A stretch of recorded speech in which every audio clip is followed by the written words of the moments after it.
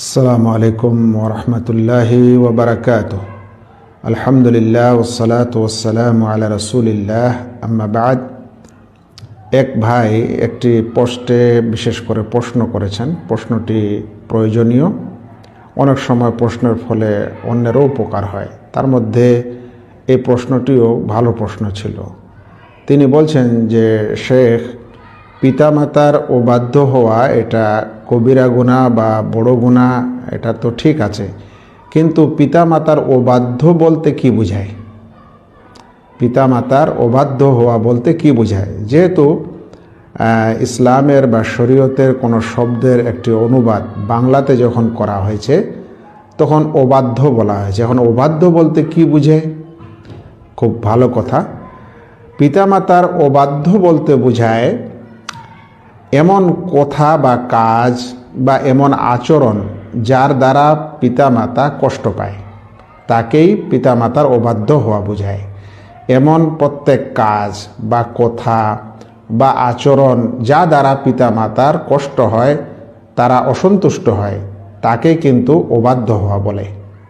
যেমন অবাধ্য কি দ্বারা হতে পারে? যেমন কথার মাধ্যমে কেউ তার পিতামাতাকে গালি দিয়েছে, অসভ্য কথা বলেছে, কিংবা এমন শব্দ ব্যবহার করেছে যে তাদের অন্তরে গিয়ে আঘাত করেছে। কর্মের মাধ্যমে কেউ মারপিট করেছে, কেউ ধাক্কা দিয়েছে, কেউ নিজের বাড়িঘর আলাদা করে নিয়ে তাদেরকে ঘেরে দিয়েছে, কারো আরও কিছু করে দিয়েছে। এটা হলো কাজের মাধ্যমে। এভাবে তাদেরকে তুচ্ছ তাচ্ছিল্য করা, তাদের যেটা অধিকার সে অধিকার না দেওয়া, তাদের যেটা প্রয়োজনীয় জিনিস, যেটা বৈধ প্রয়োজনীয় বিষয়, যেটা তাদের প্রয়োজন সেটা না দেওয়া, দৈনন্দিন যেটা তাদের প্রয়োজনের জিনিস সেটা তাদেরকে না দেওয়া। এমনকি এসব ছাড়াও এরকম হতে পারে যে তাদেরকে ভ্রুক্ষেপ না দেওয়া, তারা কি করছে না করছে, কোথায় আছে, কি খাচ্ছে, কি প্রয়োজন না প্রয়োজন, এসব কিছু থেকে নিজের সম্পর্ক দূরে সরিয়ে নেওয়া। তো পিতামাতার সাথে কেউ কথা বলে না, বন্ধ করে দেওয়া কথাবার্তা, এরকম যুগের যুগ বা সময় সময় ধরে অনেক দিন ধরে এরকম তাদের সঙ্গে সম্পর্ক বিচ্ছেদ করে রাখা। এমনকি তারা যেগুলো আদেশ করেন সেগুলো এবং নিষেধ করেন সেগুলোকে অমান্য করা, তারা যেটা করতে বলছে সেটা না করা, যেটা না করতে বলছেন সেটাই করা। হ্যাঁ, পিতামাতার সব আদেশেই শোনা জায়েজ এবং শুনতে হবে, কিন্তু যদি তারা আল্লাহ রাব্বুল আলামিনের অবাধ্য হতে বলেন, আল্লাহ রাব্বুল আলামিনের গুনার কাজ করতে বলেন, পাপ কাজে যদি তারা আদেশ করেন, তাহলে সেখানে আর তাদের কথা শোনা যাবে না। তাহলে এটা ছিল পিতামাতার অবাধ্য হওয়ার সারাংশ।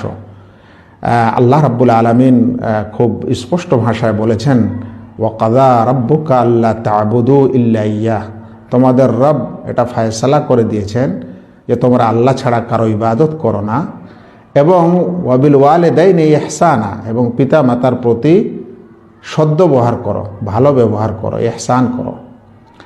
এই পিতামাতার অবাধ্য শব্দটি হাদিসে এসেছে উকুকুল ওয়ালিদাইন নামে। পিতামাতার উকুক করা, উকুক সম্পর্ক বিচ্ছিন্ন করা, তাদের প্রতি দয়া মায়া না করা।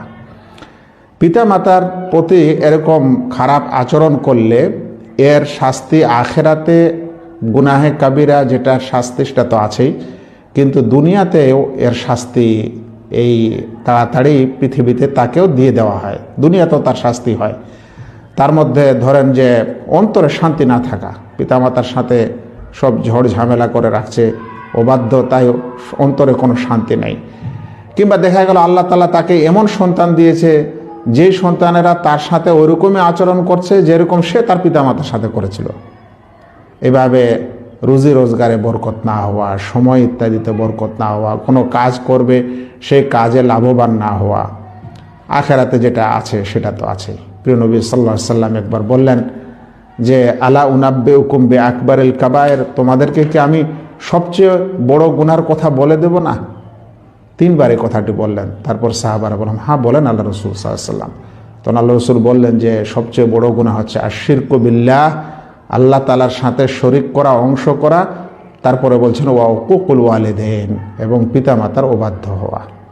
যাদের দুনিয়াতে এই দুই নিয়ামত আছে তাদের সাথে কিছু সমস্যা হলে তাড়াতাড়ি সমাধান করে নিন। তারা নারাজ হলে, অসন্তুষ্ট হলে এমন কিছু কথা, কাজ বা তাদের সঙ্গে মায়া দয়া করেন যার দ্বারায় তাদের এই নারাজগি, অসন্তুষ্টি দূর হয়ে যায়। আর যাদের কাছে নাই তারা তাদের আত্মীয় স্বজন, তার বন্ধু বান্ধবদের ভালো আচরণ করেন, তার জন্য সবসময় দোয়া করেন। সালাফরা বলেছেন যে মানুষ কোনোদিন দোয়া করলো আর সেই দোয়ায় তার পিতামাতার জন্য দোয়া হলো না, তাহলে এটা কোনোদিন ভালো সন্তানের, যাকে বলা হয় সন্তানের পিতামাতার ভালো সন্তানের পরিচয় নয়। আল্লাহ যেন আমাদেরকে এসব কিছু কথার উপর আমল করার তৌফিক দান করেন। আমিন। আসসালামু আলাইকুম ওয়া রাহমাতুল্লাহি ওয়া বারাকাতুহু।